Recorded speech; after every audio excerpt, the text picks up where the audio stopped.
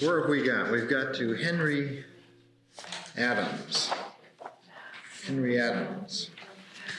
We've been following American history in an interesting way through individuals rather than through wars or military campaigns.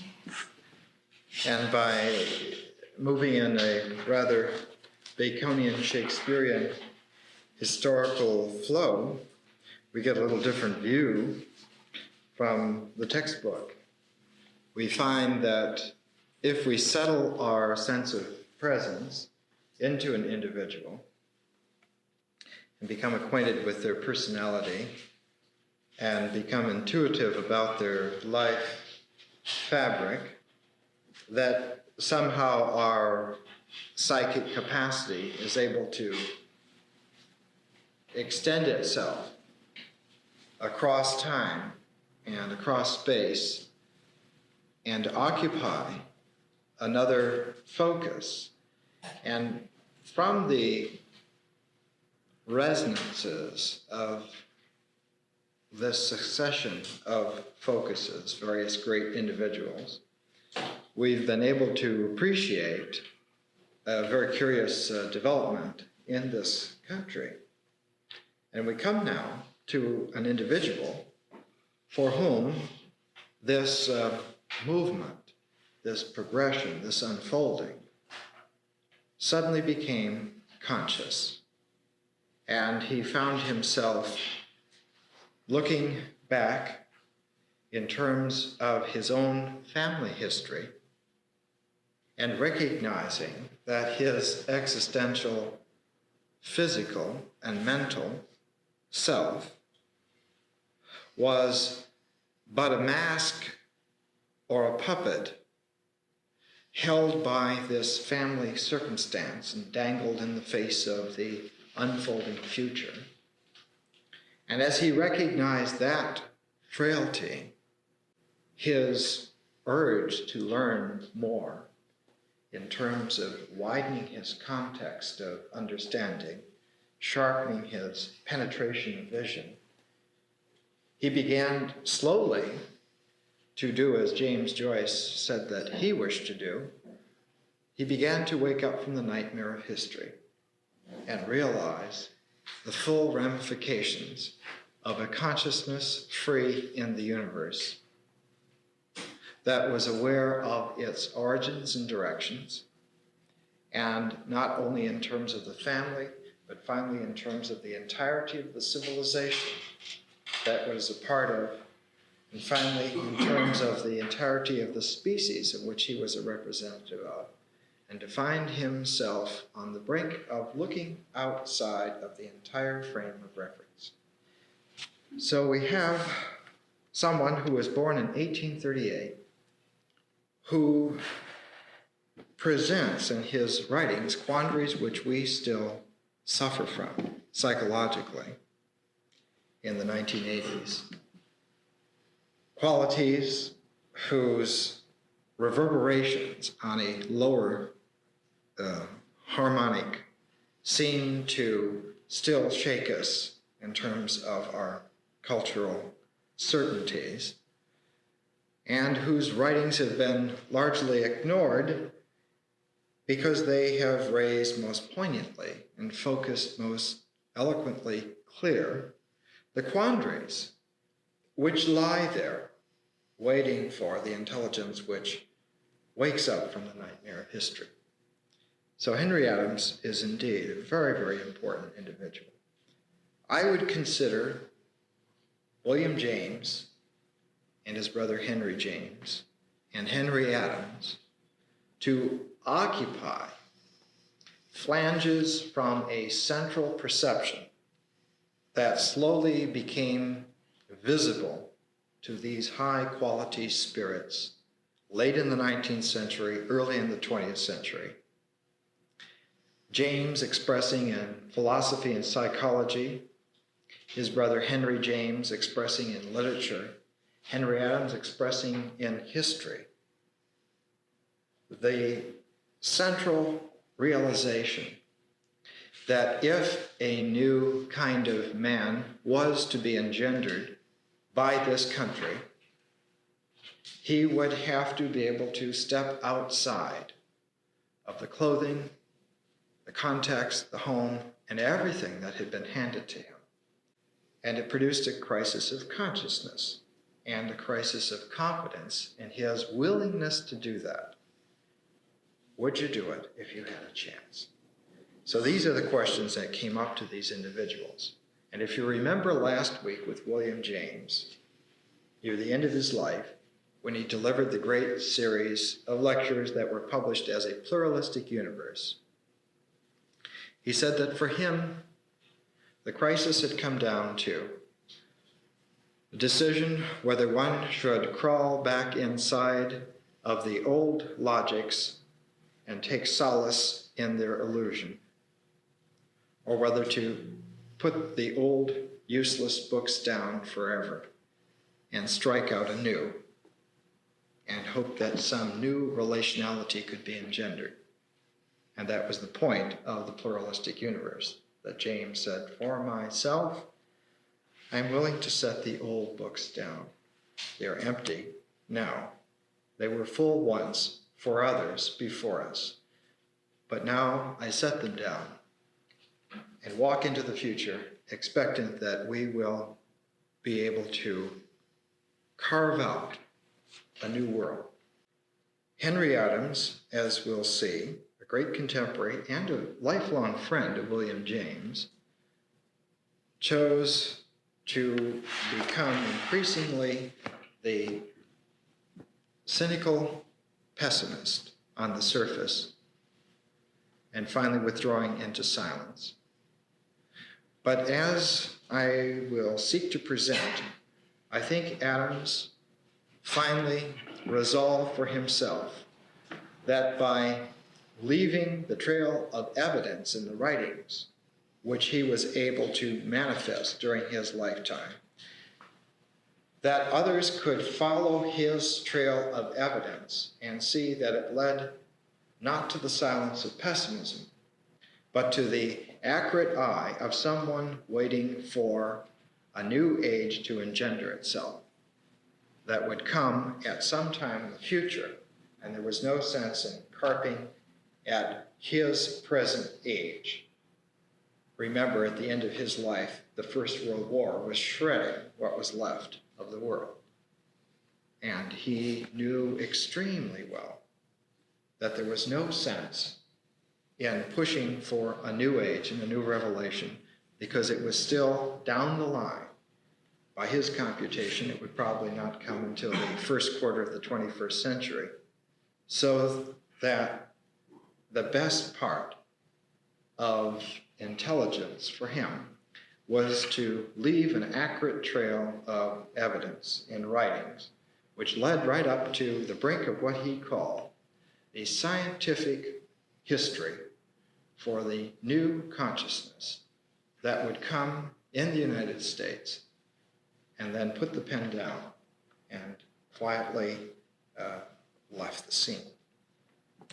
Now, Adams, of course, was born into probably the most distinguished political family in the country. His great-great-grandfather had been the second president of the United States, John Adams. His grandfather had been the sixth president of the United States, John Quincy Adams. His father was a very distinguished man, Charles Francis Adams, who, as we will see, was the American ambassador to London during the Civil War, was elected to Congress, was even on the presidential ballot several times as a vice presidential candidate, in fact, in 1872. So that Henry Adams, as he says in his own biography, The Education of Henry Adams, simply was born with more cards in his favor than any human being had been for a long, long time. He held a stacked deck, all the aces, and the rules of the game. The question was he going to be man enough to use the hand that was dealt to him? And it bothered him all of his life that being given all of these advantages, wealth, fame, tradition, entrances to the great of the world, would he be able to utilize this lifetime adequately in regard of its potential? I think he did. As a youngster, he was, of course, given the normal New England education, fine schools, tutors, background. By the time the Civil War was breaking out, young Adams was taken on by his father, Charles, when he went to London. The American legation during the Civil War in London had only 3 working members. And of course, the relationships with England during the Civil War were very, very iffy. The untold story of what would have happened if Britain had backed the South is still to be discussed and written. And it was precarious, and it was incidentally due to the personality and intelligence of Henry's father, Charles Francis Adams, that Britain never committed itself fully for the South, although there were many factions in the British Parliament who wanted to destroy the up-and-coming American power before they became too powerful to deal with. There were many factions like that. Charles Francis Adams had to have someone that he could depend upon in the American embassy in London. And he, with the great shrewd judgment of a third-generation Adams, looked at his son, Henry, and realized that he had someone who was intelligent enough. He was a young whip-crack. He was able to get the work done. So he took him with him. And for the duration of the Civil War and 3 years beyond, Henry Adams literally refashioned himself, working for his father in the American Embassy in London, but also re-educating himself in the terms of the great cosmopolitan atmosphere of London of the 1860s. So that Henry Adams, after this fabulous New England education and background, very upper crust, had a second upper crust education in London at the best soirees and in the very center of the focus of power. So that when he came home at the age of 30, he was probably one of the sharpest ground young men in the United States. His wit, his intelligence, his background, his manners, his capacity to understand relationships and power and so forth. What would he do with this? And when he came back, of course, New England was far too small for him. New York was far too brusque for him. So he went to the only source of big game power in the United States. He went to Washington, D.C. to sit in and get a front row seat on what was happening in the United States, 1868. He got there just in time to see the ineptness of Andrew Johnson being swept aside. He began to realize that the enormous economic energy that had been engendered in the North, in the industrial North during the Civil War, was still going on, and that large corporations and combines that had had their origins before the Civil War, but had received these tremendous contracts during the Civil War, were still working at high speed, and were now turning this energy towards developing the continent. And one of the largest corporations, of course, was the railroads. And the railroads were teaming up with large investment houses in New York. In fact, Henry Adams wrote his first real great article called The Great New York Gold Conspiracy. And in it, he characterized the takeover attempt by Jay Gould and Jim Fisk to corner the gold market in the United States, which before the Civil War would have been an unheard of audacity. And yet, after the Civil War, was something which came within a hair's breadth of actually happening. So the possibilities to Henry Adams for, as he called it, the usurer's paradise, breeding groups of men who, like superior wolves, would just take over various indispensable aspects of the American economy, and thus, by leverage, begin to control the country. And of course, in the New York Gold Conspiracy, it was printed in October of 1870, and it went like this at the beginning. The Civil War in America, with its enormous issues of depreciating currency and its reckless waste of money and credit by the government, created a speculative mania such as the United States, with all its experience in this respect, had never before known. And he goes on then to say that speculation had assumed the shape of a gambling game known as roulette, the rouge and noir. The nation flung itself into the stock exchange until the outsiders, as they were called, in opposition to the regular brokers of Broad Street, before Wall Street it was Broad Street, represented the entire population of the American Republic. Everyone speculated, and for a time successfully. The inevitable reaction began when the government, about a year after the close of the war, stopped its issues and ceased borrowing.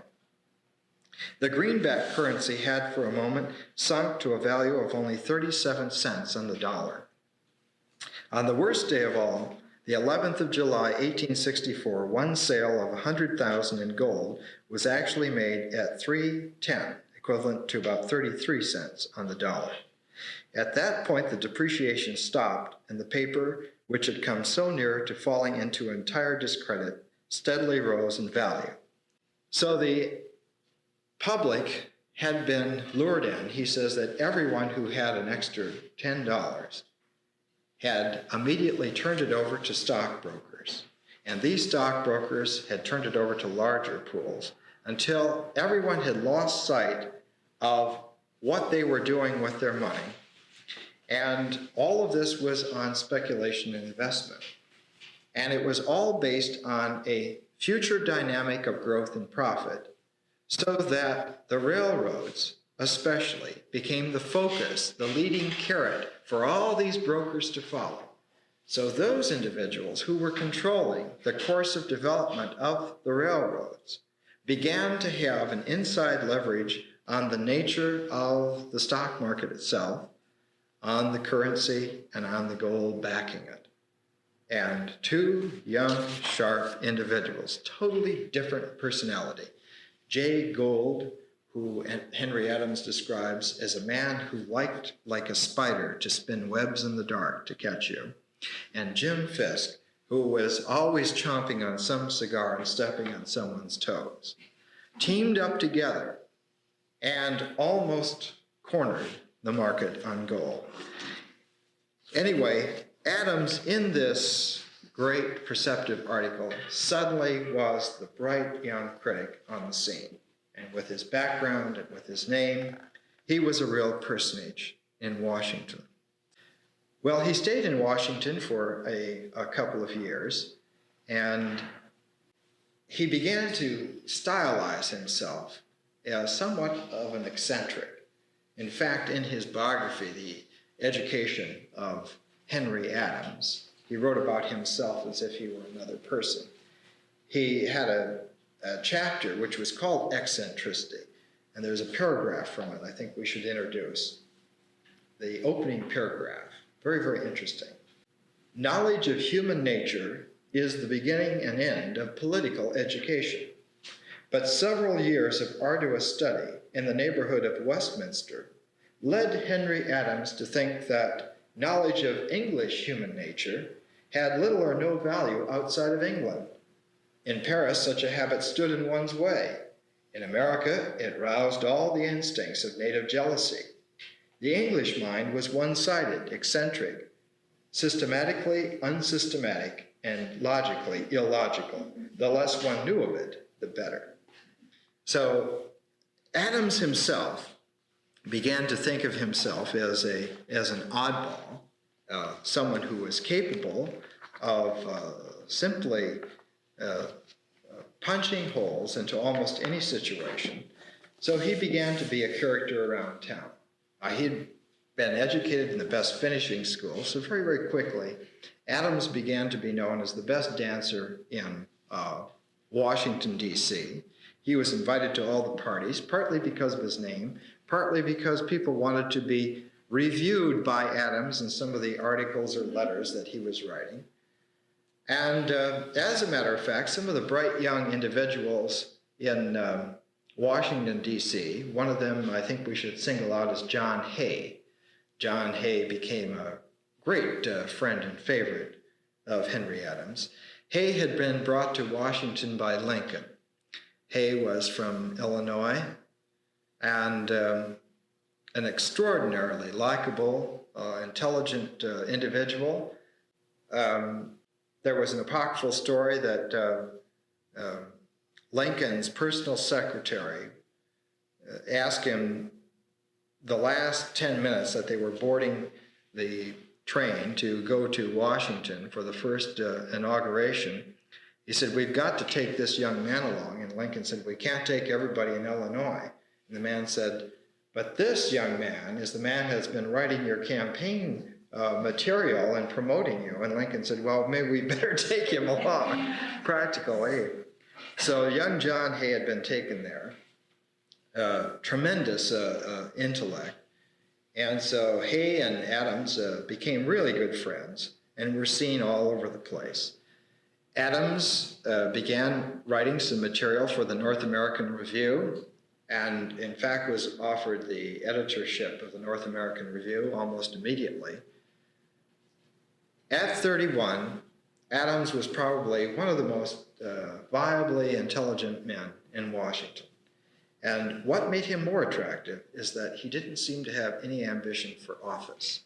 So it made it easy to have someone like this around. You didn't have to fear, if you were a politician, that he was going to climb over your back and have your office next year. But Adams had been bitten by the bug of traveling, and he decided that he was going to go back to Europe for another sachet. And in fact, many times during his life, like William James, he would be off traveling to Europe.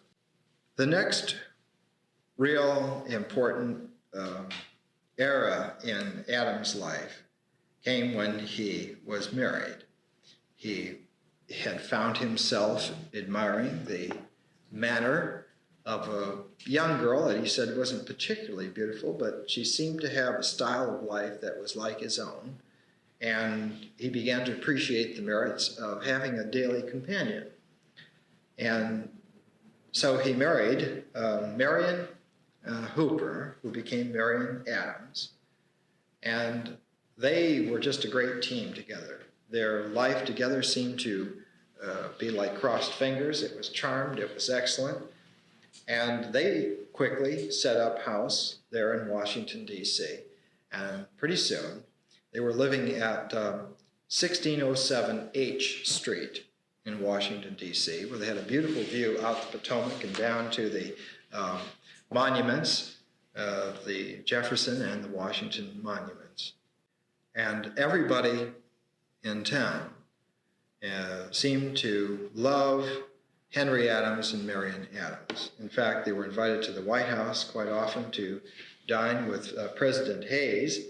Hayes had come in after the travesty of Grant. Henry Adams used Grant as a whipping board for the whole of his administration. He characterized Grant, he said Grant was the man who publicly declaimed that Venice would be a beautiful city if they would drain it. He said this is the kind of mentality that he manifested. He said certain things about his cigars and the quality of his background, which we better not repeat here.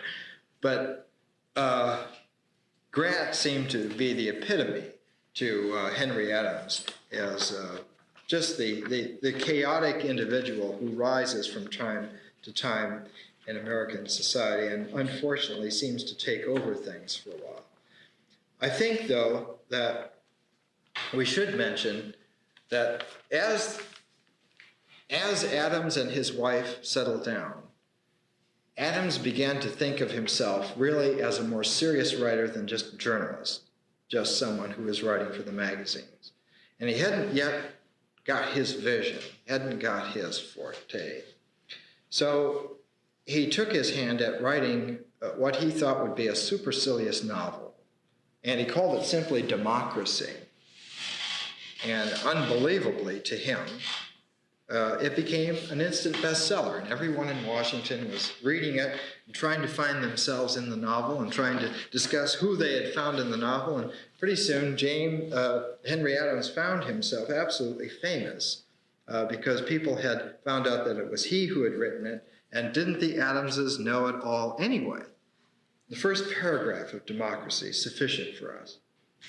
For reasons which many persons thought ridiculous, Mrs. Lightfoot Lee decided to pass the winter in Washington. She was in excellent health, but she said that the climate would do her good.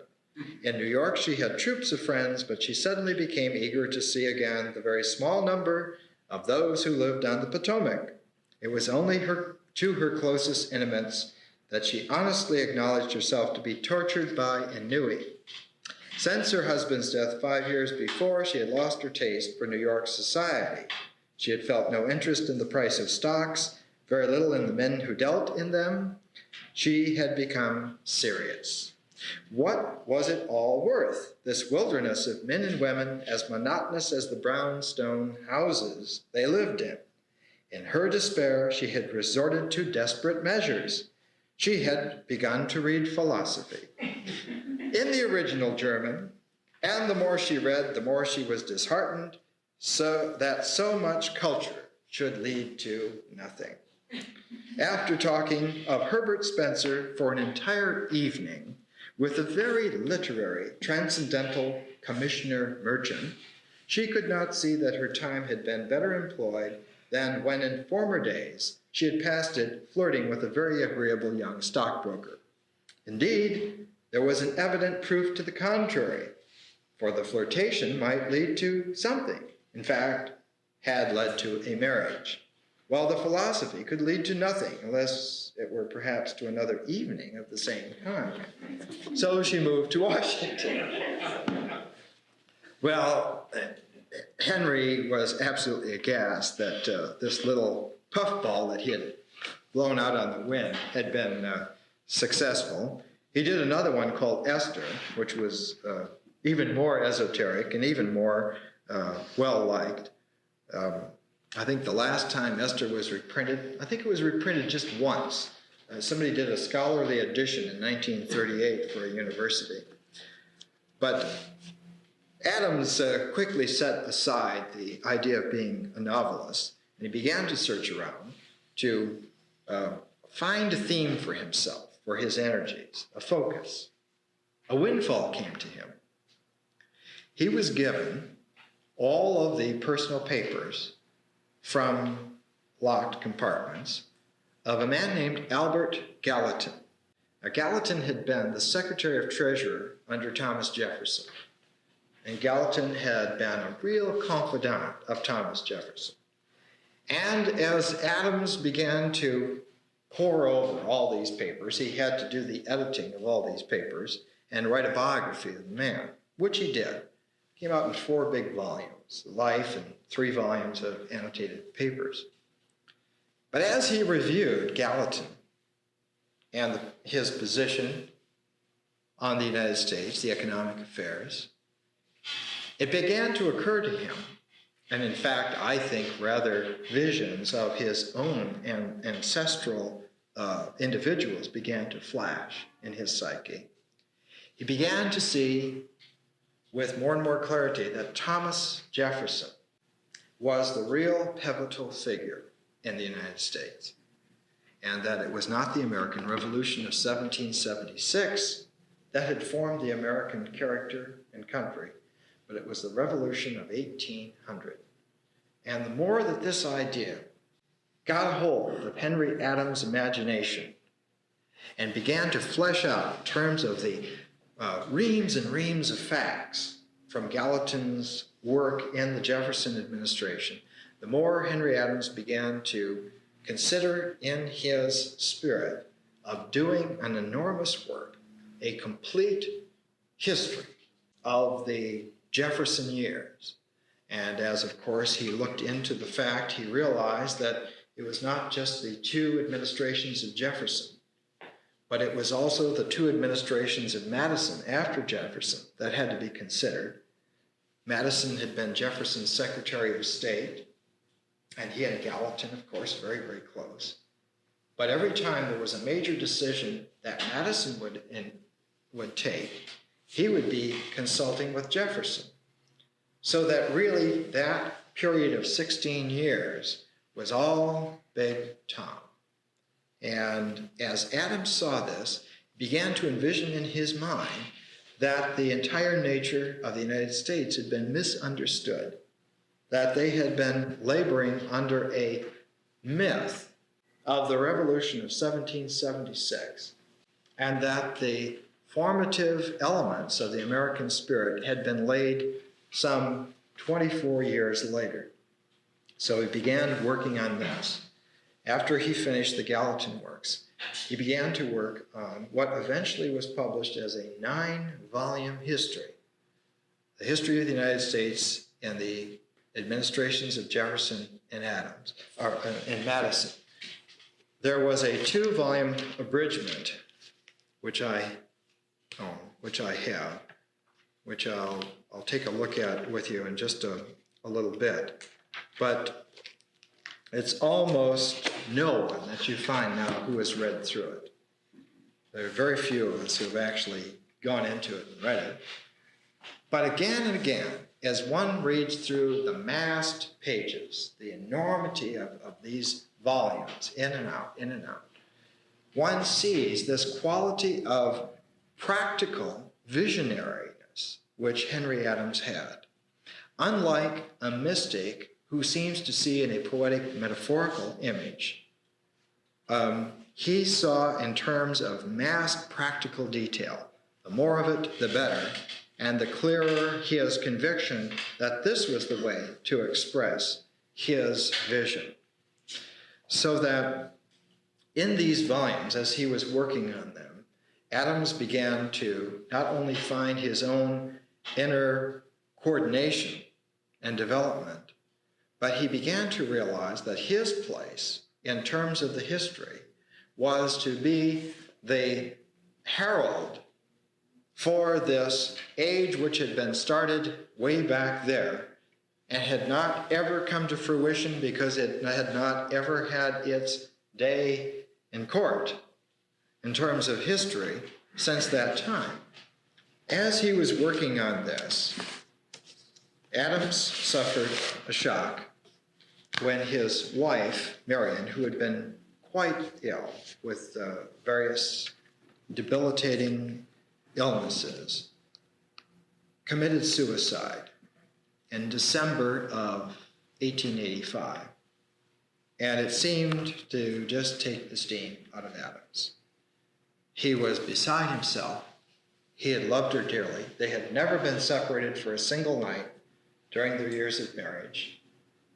And he wrote in one of his letters that he had experienced all of the joys of life and now was convinced that he had experienced the worst tragedy that could befall a human heart or consciousness, and fell silent.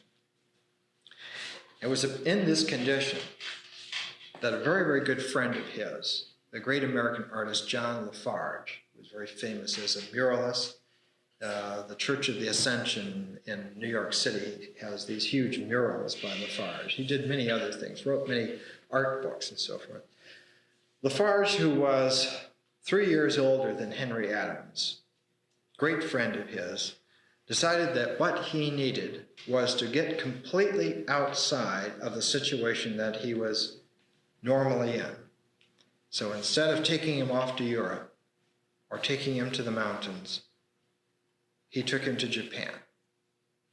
And so in 1886, John Lafarge and Henry Adams boarded a train, went all the way out to California, caught a ship, made their way all the way across the Pacific to Japan, landed in Yokohama. Japan was a great culture shock for both Lafarge and Adams, in the sense that they found themselves immediately at home. And they found themselves, as Adams says in one of his letters, absolutely sympathetic with the Asian cast of mind. And they spent time in Yokohama, they spent time in Tokyo, and when the weather got too hot, they moved north to Nikko, up in the northern part of Honshu Island. And later on, they would take travels around to Osaka and Kyoto, so they really saw Japan, and they were there for months.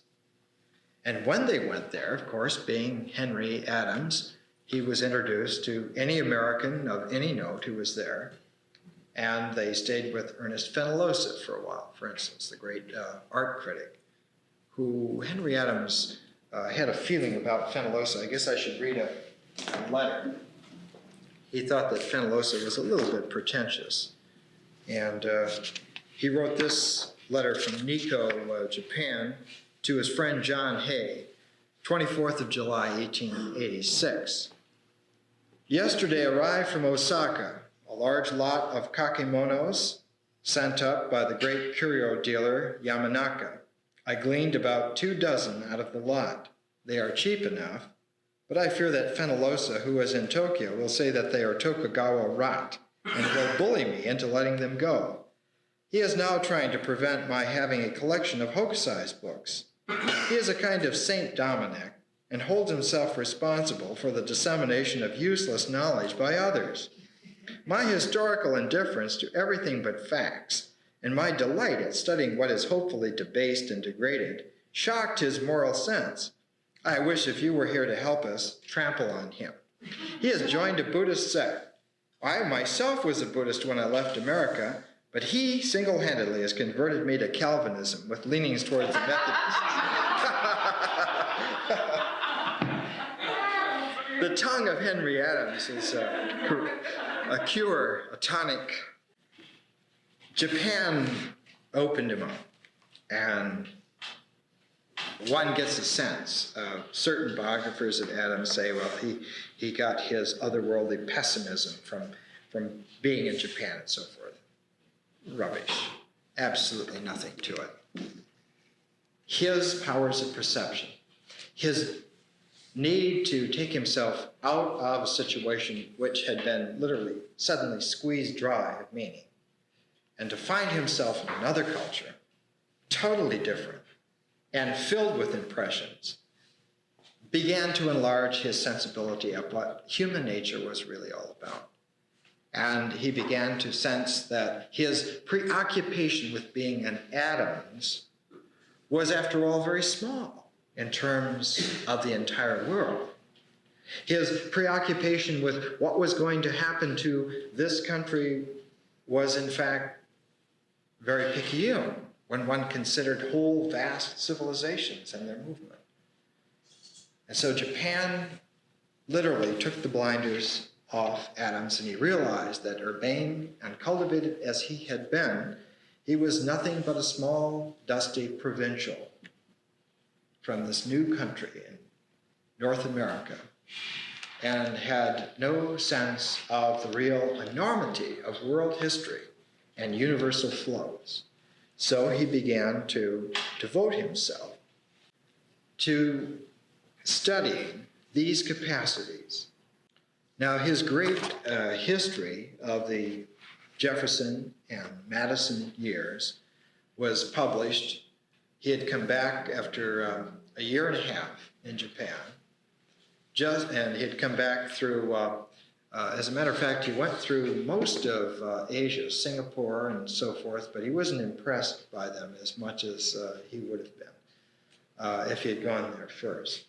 But when he came back, the great volumes began to come out two at a time, two in 1890, early, 2 late in 1890, 2 early in 1891, and 3 volumes late in 1891. So that almost every 6 months there were these tomes coming out on the market, and pretty soon he found himself being offered a magnificent professorship. Now, he had been a professor at Harvard for a while, for a few years. But this time, they wanted to give him one of these extraordinary medals of achievement and so forth, and Adams just wouldn't have it. He said, I have a dozen friends who have works as equally great as mine. He had a friend who had done a 10-volume biography of Lincoln. He said, here, take Nicolay's volumes, or take John Hay, or somebody like this, but don't pick on me. The Adamses have had enough medals from this country. One sense is in it, not just the, quote, pessimist trying to stay inside of his shell, but really this grander sense of world humor and humility, that he had suddenly seen that the horizons extend way, way, way beyond what he thought was the original landscape. And he was trying to be true to that new heart and that new vision. That he wasn't after the accolades of his country or even the accolades of his time. He was after an understanding, a penetration into what it meant to be a human being after all. When the great histories had been published and Adams was finally seen as an individual, probably one of the great historians of the time, he sent in a private letter to a friend of his a very interesting poem in verse called Buddha and Brahma. And it was sent, as a matter of fact, to Hay. And it wasn't published until much later. I think it was about 1915 or so. It was published in the Yale Review, years later, when Adams was already just a silent recluse in Washington, D.C. The first little paragraph is a very long poem, very interesting. This is an American, descendant of 2 presidents in the 1880s, writing something like this. The Buddha, known to men by many names, Siddhartha Shakyamuni, Blessed One, sat in the forest as had been his wont these many years since he attained perfection, in silent thought, abstraction, purity. His eyes fixed on the lotus in his hand, he meditated on the perfect life. While his disciples sitting round him waited, his words of teaching, every syllable more and more precious as the Master gently warned them how near was come his day of parting. In silence, as the Master gave example, they meditated on the path and law. And then he goes on, and a question comes up by one of the disciples, and he says, teach us, if such be in the perfect way, whether the world exists eternally. And of course, it's one of those great seminal questions. Is all this, is history, is life a temporary, fleeting phenomenon? Is there some scale of understanding within which it is but like a shadow or a cloud? Or does it, in the broadest, vast vistas of comprehension, through the divine eye, does it have an actuality and a resonance which we can accept as here and valuable and excellent? And this was a question that was the center of Henry Adams' poem, Buddha and Brahma. The only other long poem that he did, and it was done within a few years of that, and it's interesting to juxtapose them, was a prayer to the Virgin of Chartres. So he did a poem on the Buddha, and he did a prayer on the Virgin of Chartres. And it's interesting. Here's the beginning of that. Gracious Lady, simple as when I asked your aid before, humble as when I prayed for grace in vain 700 years ago. Weak, weary, sore, in heart and hope, I ask your help again. You who remember all, remember me, an English scholar of a Norman name. I was 1,000 who crossed the sea to wrangle in the Paris schools for fame. When your Byzantine portal was still young, I prayed there with my master Abelard. When Ave Maria Stella was first sung, I helped to sing it here with St. Bernard, which was St. Bernard of Clairvaux. What Adams was saying, obviously, was that his sense of being had begun to include past lives, previous lives, and that he had become, in a sense, attenuated to the fact that at some past, in his particular flow as a reincarnating spirit, he had seen a vision of equanimity and experienced it in himself. And that it had not just been for himself as an individual flowing spirit coming in and out of life again, but that it had been some focal point, some moment of clarity for the entirety of Western civilization.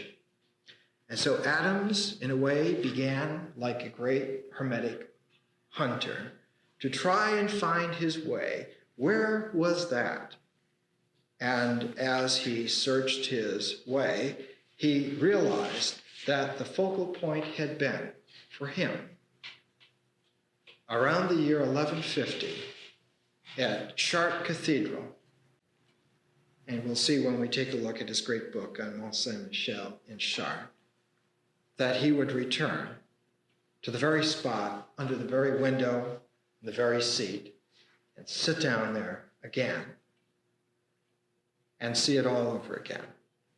So this wonderful prayer to the Virgin of Chartres and this wonderful hymn to the Buddha were written very, very close to the time that he finished this great history of the administrations of Jefferson and Madison. So we have, working within this single sensitivity, an enormous interplay of forces and understandings. How close are we to 9? Are we at a... Let's stop there, and then we'll have a break and then go on from there. I think in terms of Adams' great history of Jefferson, that I might refer you, if I may, in all humility, to the cassette of the lecture I did on Jefferson. A lot of insights and digested visions of Jefferson were presented there. Not so much that I'm just echoing Adams, but a lot of the individual insights that I have found over the last 20 years of really being serious about looking into these events and characteristics, I find echoed and shared with Adams, and of course with William James last week too. As a matter of fact, if we could sometime do an American history course on just the period, focusing in depth on William James and Henry Adams and John Dewey and Frank Lloyd Wright, the four of them as two pairs of comrades, bridging all the time from Jefferson right up to the present, we would see a very interesting kind of an interplay that happens in this country.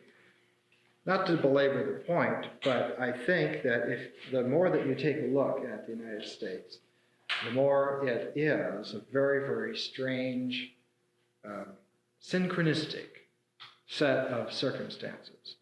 We don't have a national history. We have rather an unfolding pattern. which I think if any of you are really interested in some of the more occult aspects of it, Mr. Hall has done a number of articles and books. The Secret Destiny of America would probably be one that you should take a look at and read.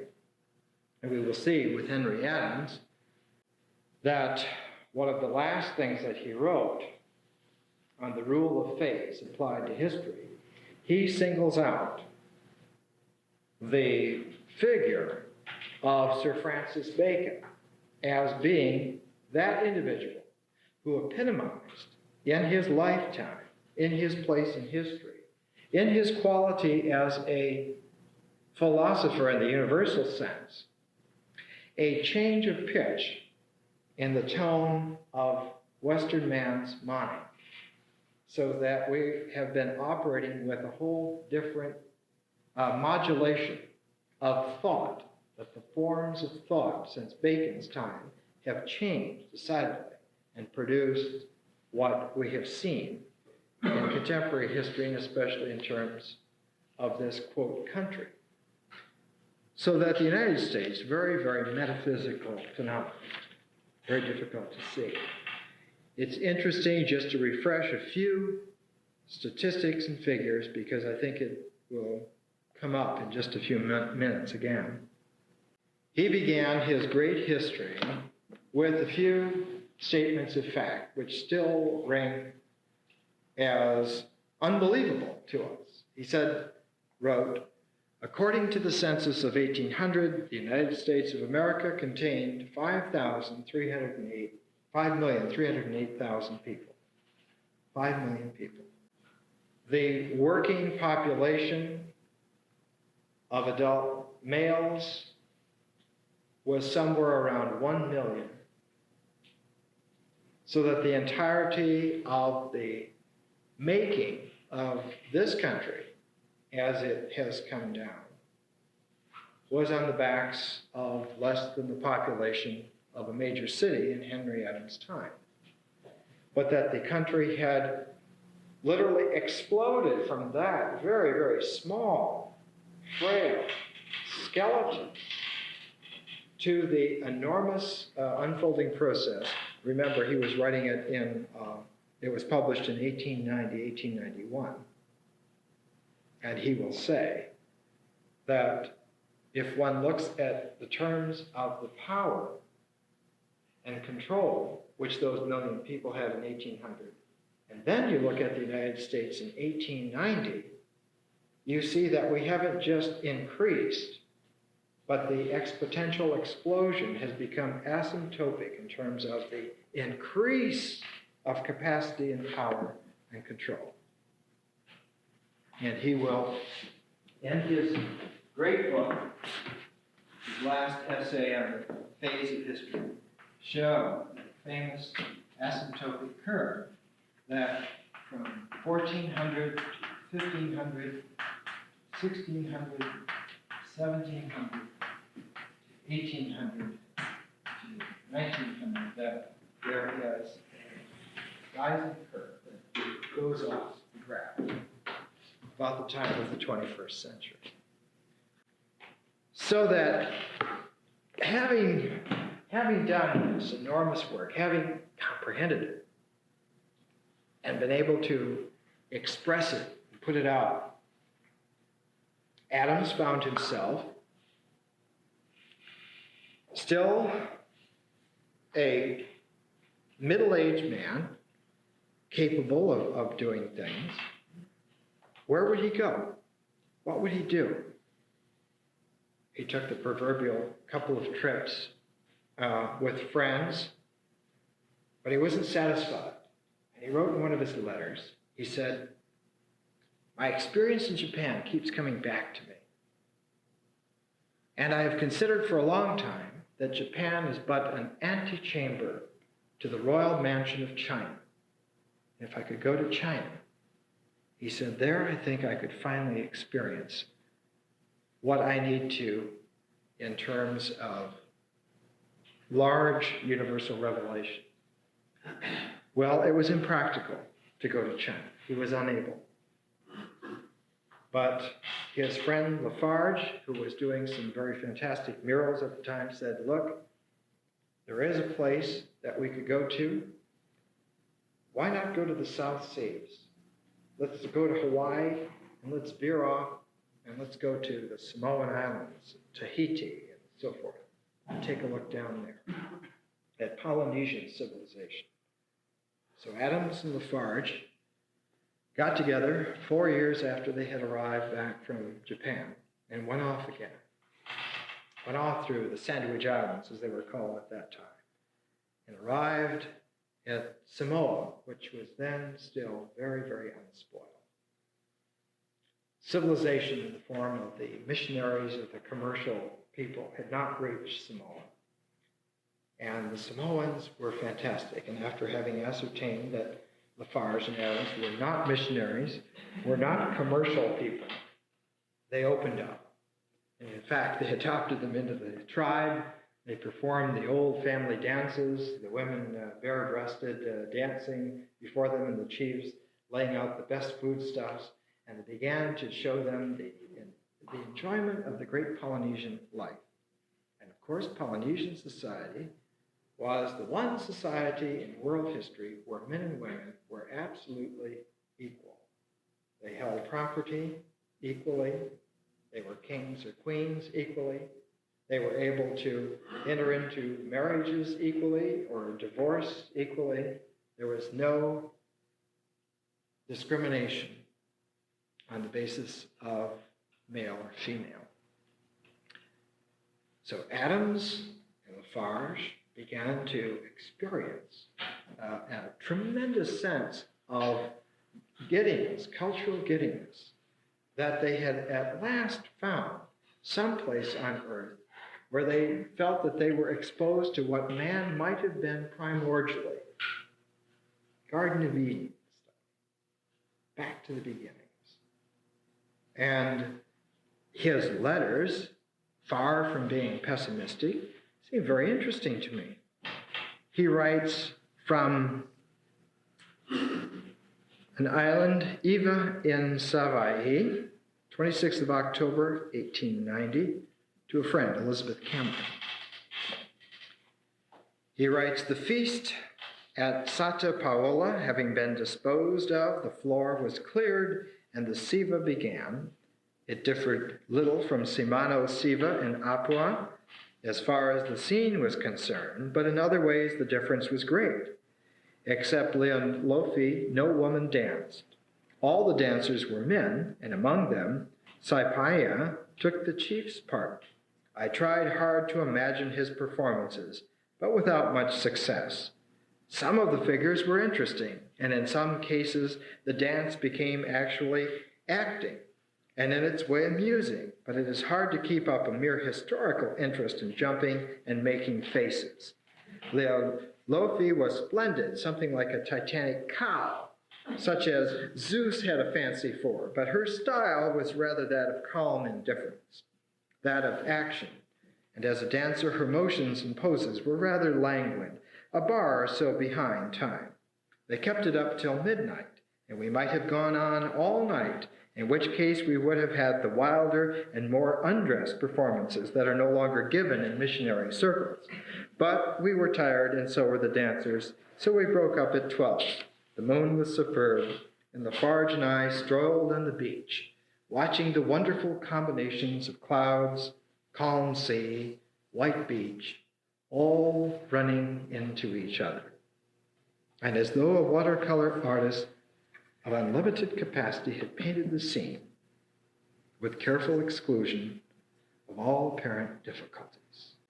Lafarge is fond of describing the peculiarity of the Polynesian world in this way. Sky, sea, and land are all judicious watercolors, toned with one general purplish wash, with the most exquisitely delicate gradations, but never running into violent contrasts. Even the whites have an infinite gradation of violence when contrasted with the dead white of a ship or a house. And then we went for a swim in the ocean. We spent a long time, several months there. Then they went on to Tahiti, and they found that Tahiti had been contacted many, many times by the commercial and missionary forces. In fact, many of the Tahitian persons had had European educations. So they began to get new insight into the transition and so forth. Altogether, Lafarge and Adams spent almost an entire year roaming around.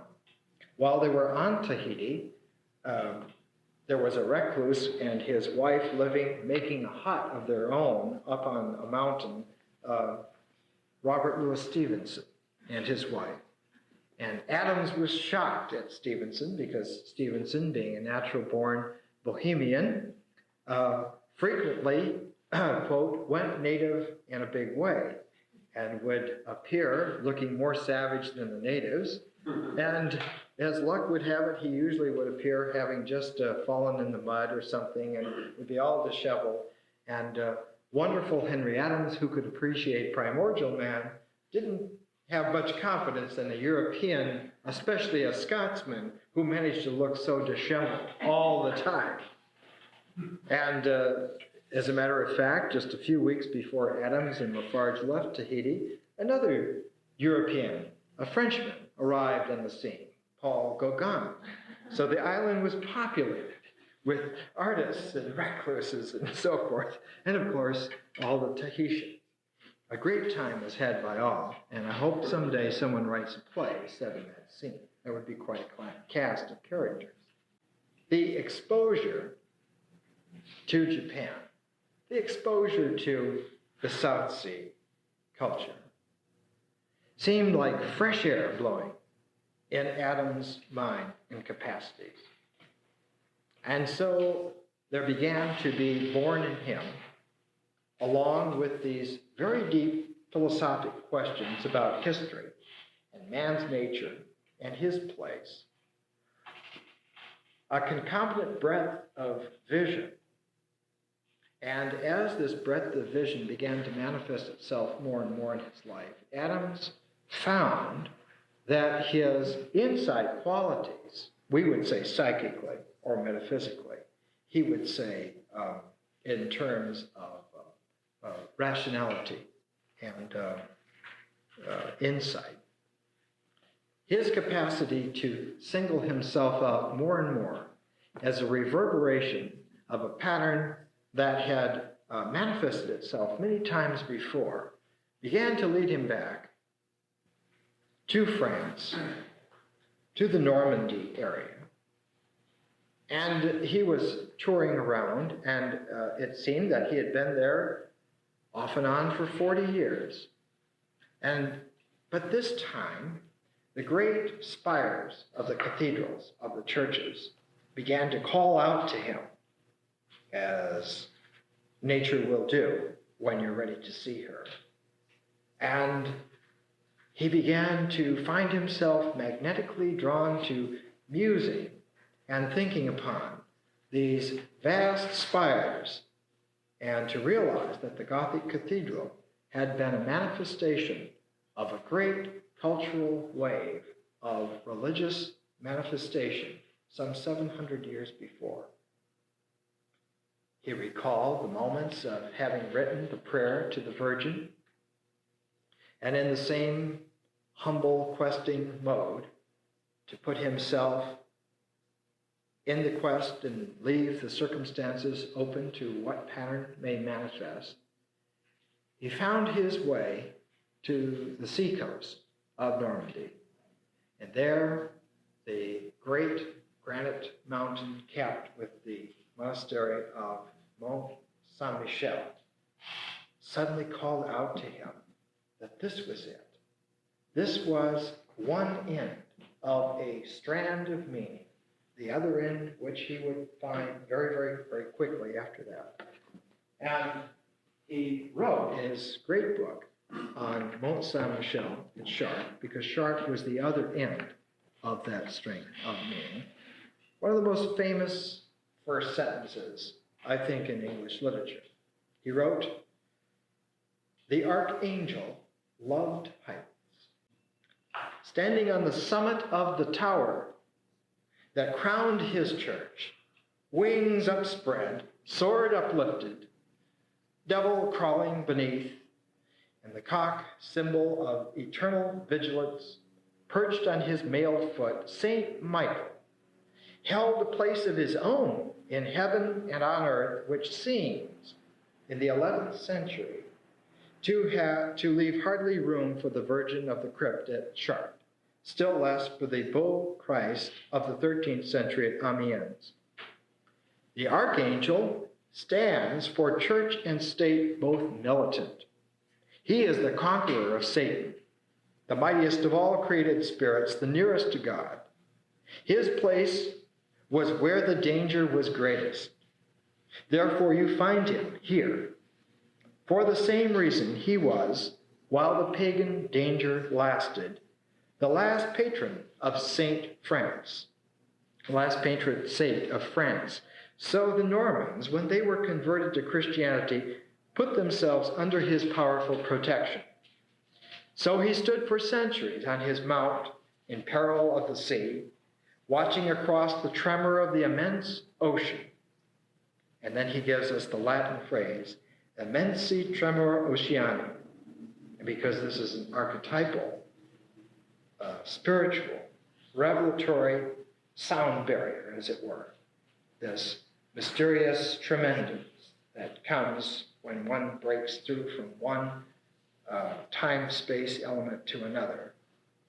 This immense ocean and its tremor, immensi tremor oceani, as Louis XI inspired for once to poetry, inscribed on the collar of the Order of St. Michael, which he created, so that the phrase became the motto of the Order of St. Michael for the patrons of the cathedrals. So soldiers, nobles, and monarchs went on pilgrimage to his shrine. So the common people followed and still follow like ourselves. And so with that realization that he had found the one end with the Archangel Michael, the church militant, the protector, the power, he found his way to the other end, to Chartres, to the kindliness, to the church of the Great Lady. And he wrote, over the left door is an ascension bearing the same stamp, and over the right door the seated Virgin with her crown and her two attendant archangels, an empress.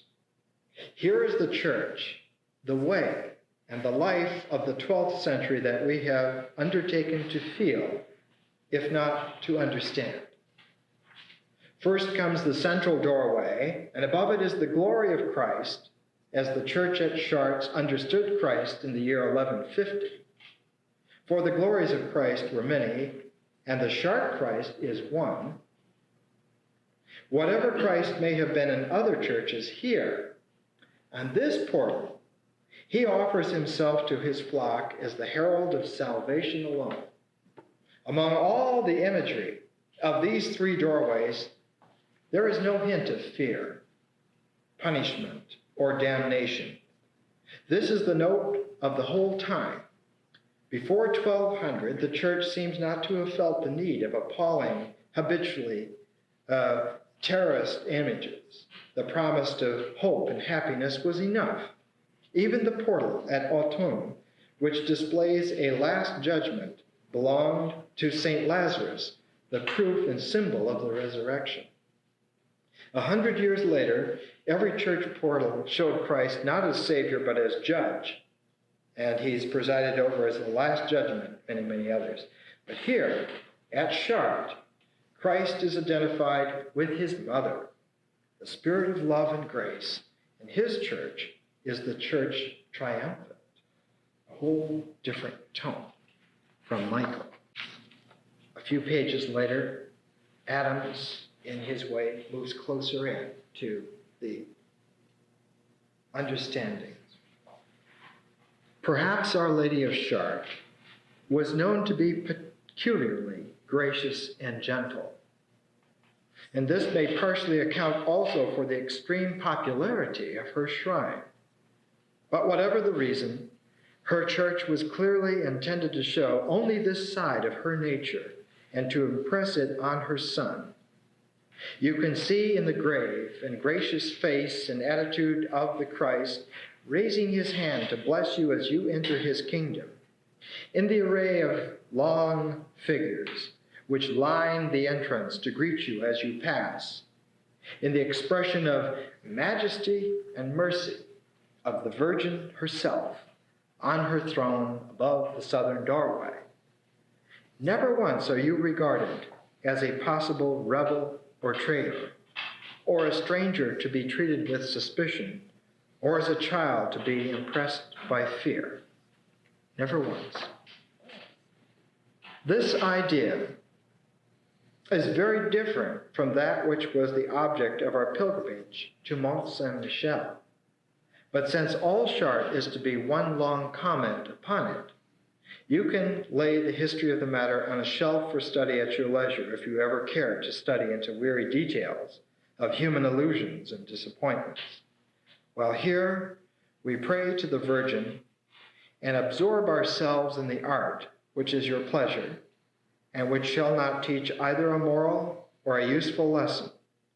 The Empress Mary is receiving you at her portal, whether you are an impertinent child or a foolish old peasant woman or an insolent prince or a more insolent tourist. She receives you with the same dignity. In fact, she probably sees very little difference between you.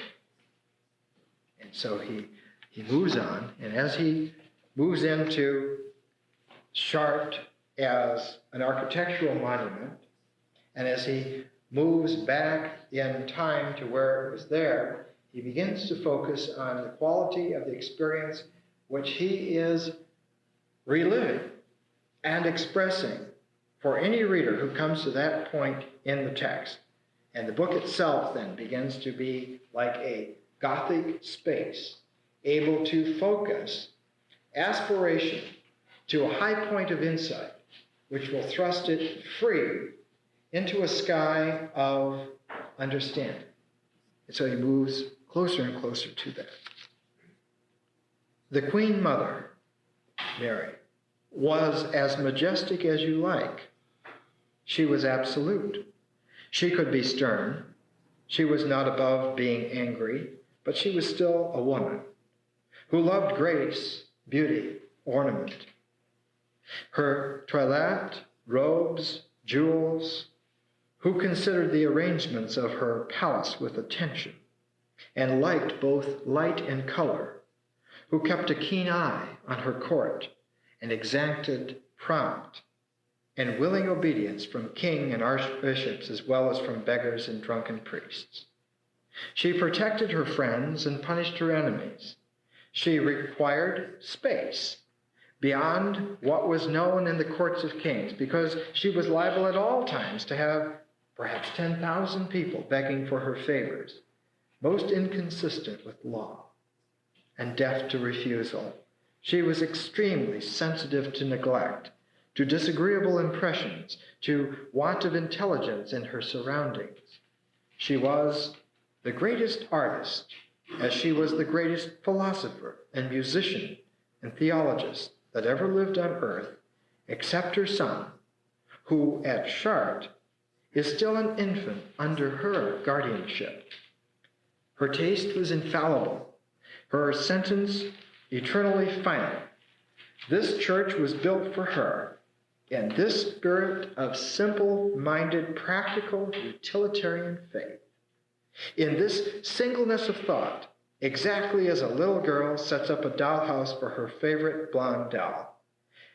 Unless you can go back to your dolls, you are out of place here. If you can go back to them and get rid for one small hour of the weight of custom, then you shall see Chartres at glory in its play. And having reached that, he brings us to this. Upon my word, You may sit here forever imagining such appeals, the endless discussions and criticisms that were heard every day under these vaults 700 years ago. That the Virgin answered the questions is my firm belief, just as it is my conviction that she did not answer them elsewhere. One who sees her personal presence on every side, anyone can feel it who will only consent to feel like a child. Sitting here on any Sunday afternoon, while the voices of the children and the matrice are chanting in the choir, your mind held in the grasp of the strong lines and shadows of the architecture, your eyes flooded with the autumnal tones of the glass, your ears drowned with the purity of the voices, one sense reacting upon another until sensation reaches the limits of its range. You or any other lost soul could, if you cared to, look and listen. Feel a sense beyond the human, ready to reveal a sense divine that would make that world once more intelligible and would bring the Virgin to life again in all the depth of feeling which she shows here in lines, vaults, chapels, colors, legends, chants, more eloquent than the prayer book, more beautiful than the autumn sunlight, and anyone willing to try could feel it like the child reading new thought without end into the art he has studied 100 times. But what is still more convincing, he could, at will, in an instant, shatter the whole art by calling into it a single motive of his own. Having brought us to that, Adams, in a great chapter, near the balance point of the book, the chapter called The Court of the Queen of Heaven, ends it with a paragraph that brings Adams' cold eye to the present. It was very childlike, very foolish, very beautiful, and very true. As art, at least. So true that everything else shades off into vulgarity. As you see the Persephone on a Syracusan coin shade off into the vulgarity of a Roman emperor. As though the heaven that lies about us in our infancy too quickly takes colors that are not so much sober as sordid, and would be welcome, if no worse than that. Vulgarity, too, has feeling, and its expression in art has truth and even pathos, but we shall have time enough in our lives for that. And all the more because when we rise from our knees now, we have finished our pilgrimage. We have done with Chartres. For 700 years, Chartres has seen pilgrims coming and going more or less like us, and will perhaps see them for another 700 years. But we shall see it no more, and can safely leave the Virgin in her majesty, with her three great prophets on either hand, as calm and confident in their own strength and in God's providence as they were when St. Louis was born, but looking down from a deserted heaven into an empty church on a dead faith. And so Adams brings not only the capacity to have seen, but to have expressed this tremendous religious revelation, and to held it in his hand and thrown it away. Well, unbelievable. Shock upon shock. What was going on? Adams was seeing that in his own time, the realities that had manifested had come down freeze-dried, as a poet once said, in our time. That they were incapable of being engendered because there was no longer a context or society or a culture or civilization that would treasure them and nourish them and keep them alive day after day, that they would be seen more and more as like surreal moments that one would have and then question one's sanity or one's capacity to relate to a daily life. That after all, this must just be fairy tale stuff, or this must be medieval stuff, or this must be daydream stuff. And the workaday world tomorrow morning will soon enough grind it out of you. This was the sort of context. And this was the sort of problem that began to bother Adams tremendously. So that after he wrote Mont Saint-Michel and Chartres, he thought for himself that he would write 2 more books to try and bring the reason for the dismemberment of this tremendous human unity that had actually existed, that could be proved to have existed not only by the architecture that was still there, but because we have the capacity to remember those lives when we were helping build those very things, enjoying those very visions, could go back and have them again, but would have to go there to have them, would have to go back to have them work in the sense of a daily life, because something had happened to civilization, something had happened to history that had changed. He was able to write the one sequel to Mont Saint-Michel and Chartres, which was his great The Education of Henry Adams, which he took from his birth all the way up to the moment when he wrote Mont Saint-Michel and Chartres, and left it off because he couldn't take it further, because he had run against one of those limits of intelligence, limits of capacity that you do from time to time. He had found that he had grabbed hold of the tail of the dragon of the problem of our time, the problem of final belief. And he couldn't let go, and he couldn't solve it. So he began to work on the 3rd book, which he never lived to complete, which would have been a discussion of the scientific nature of history, that somehow we had moved from a place of divine unity to a place where it was considered now a childish dream at best, a surrealistic hopelessness at worst. How did we get here? How and what forces were at work in history to have thrown the reincarnated descendants of those builders of Chartres into this incredible polarized milieu? He only lived to write an article called The Rule of Phase Applied to History, and it was published in 1910, one of the last things by Henry Adams, other than letters, that was published. And his brother Brooks Adams later would fill it out by writing several books. The Law of Civilization and Decay was a major work. So the rule of phase applied to history was Henry Adams' final attempt before he fell into silence, before he broke the pencil, as Faulkner will say, and said, I cannot do any more. I have gone as far as my intelligence and talent can take me. The rule of phase applied to history.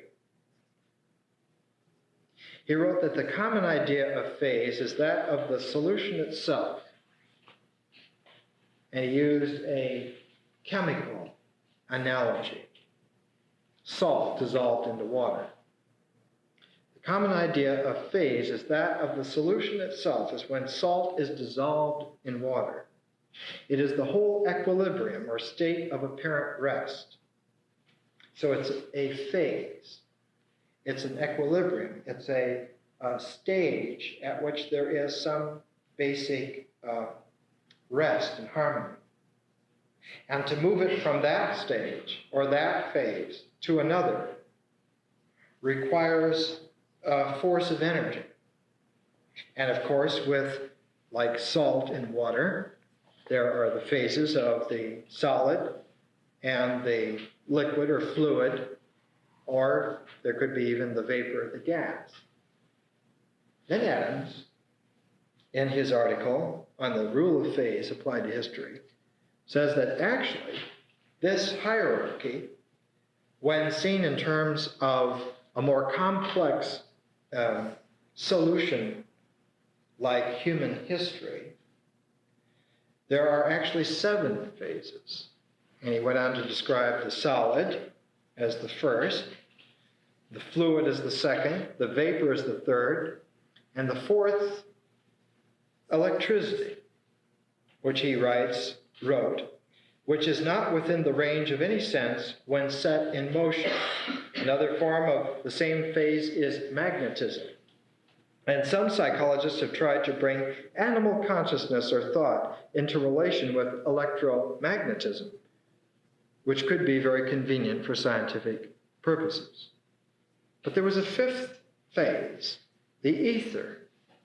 The ether, endowed with qualities which are not so much substantial or material as they are concepts of thought, self-contradictions and experience.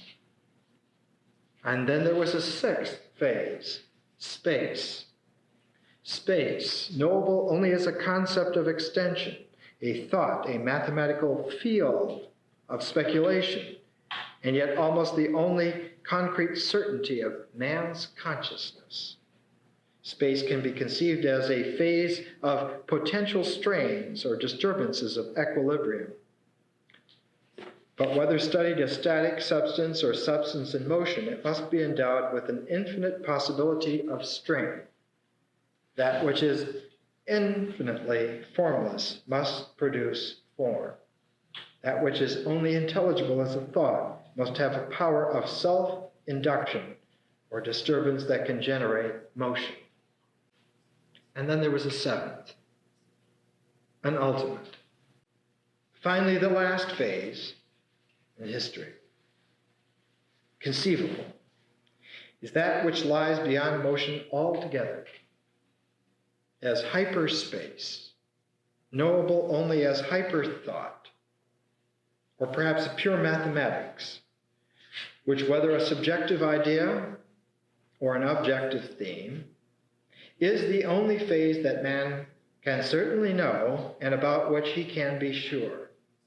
Whether he can know it from more than one side or otherwise than as his own self-consciousness, or whether he can ever reach higher phases by developing higher powers, is a matter for mathematicians to decide. But after even reducing it to pure negation, it must still possess, in the abstractions of ultimate and infinite equilibrium, the capacity for self-disturbance. It cannot be absolutely dead.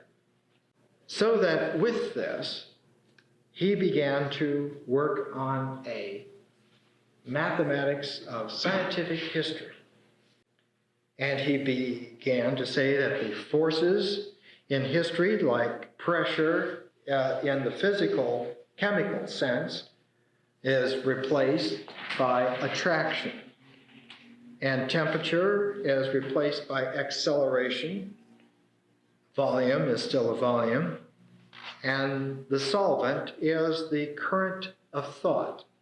So that's the current of thought, that is the solution of history, out of which the various phases of its manifestation are generated. And he wrote that no phase compares in wonder with the mere fact of our own existence. And this wonder has so completely exhausted the powers of thought that mankind, except in a few laboratories, has ceased to wonder or even to think. The Egyptians had infinite reason to bow down before a beetle. We have as much reason as they, for we know no more about it. But we have learned to accept our beetle phase and to recognize that everything, animate or inanimate, spiritual or material, exists in phase, that all is equilibrium, more or less unstable, and that our whole vision is limited to the bare possibility of calculating in mathematical form the degree of a given instability. Thus results the plain assurance that the future of thought, and therefore of history, lies in the hands of the physicists, and that the future historian must seek his education in the world of mathematical physics. Then came in, and he retraces Western history, and then comes the sentence, anyone reviewing our history who reads then a half dozen pages of Descartes or Bacon sees that these great reformers expressly aimed at changing the form of thought. Not just what you're thinking of, but the very form out of which thought thinks. And later on, near the end of his article, he shows that thought has a curvature pattern, and that in the various phases of it, one can trace its motion, and that in fact, one sees that just before you reach the limits and find a return back, as he would call it, a degradation of an ideal, one finds this explosion of exponential. And then it is that he says, the world did not double or treble its movement between 1800 and 1900, but measured by any standard known to science, horsepower, calories, volts, mass in any shape, tension, vibration, so-called progression of society was fully 1,000 times greater in 1900 than 1800. The force had doubled 10 times over, and the speed, when measured by electrical standards as in telegraphy, approached infinity, and had annihilated both space and time. No law of material movement applied to it.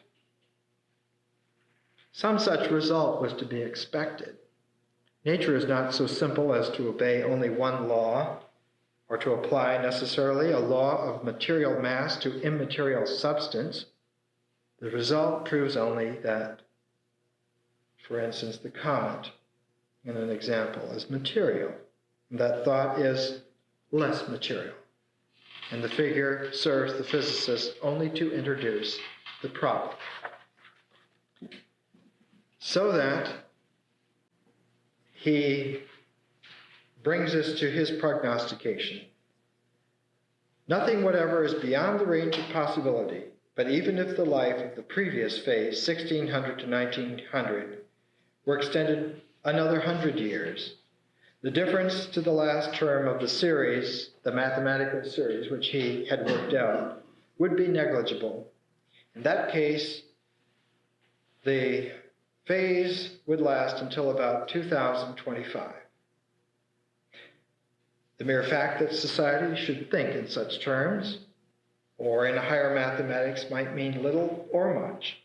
According to the phase rule, it lived from remote ages in terms of fetish force, and passed from that into terms of mechanical force, which led again to terms of electrical force, without fairly realizing what had happened, except in slow social and political revolutions. Thought, in terms of ether, means only thought in terms of itself, or in other words, pure mathematics and pure metaphysics, a stage often reached by individuals, but rarely by history itself. And so the final published work of Henry Adams, who had begun as a scion of the most famous political family in American history in 1838 as a nice little baby in Massachusetts, ends up putting us on the threshold of the revolution in nuclear physics. And when Adams died in 1918, Europe was still grinding itself up in the First World War. The experiments with Einstein and various other mathematicians had progressed quite far along. But Henry Adams' finger on the problems was a little too poignant for American historians, and so they habitually leave him out or leave him in truncated little assignments, because he in fact raises very aptly, as one can see, all the great questions which really do trouble us. Well, next week we'll take a look at one of the greatest writers since Bacon Shakespeare, William Faulkner, and the way in which Faulkner, having been born in the old America, the rural southern America, which was still familiar to people like Henry James in their childhood, woke up to this new world and tried to find some way in which to express man's spirit in terms of nuclear physics, energies, cosmic speeds, history's unraveling. And as he said, he gave it a good try. And we'll see. I think he did. So that's next week.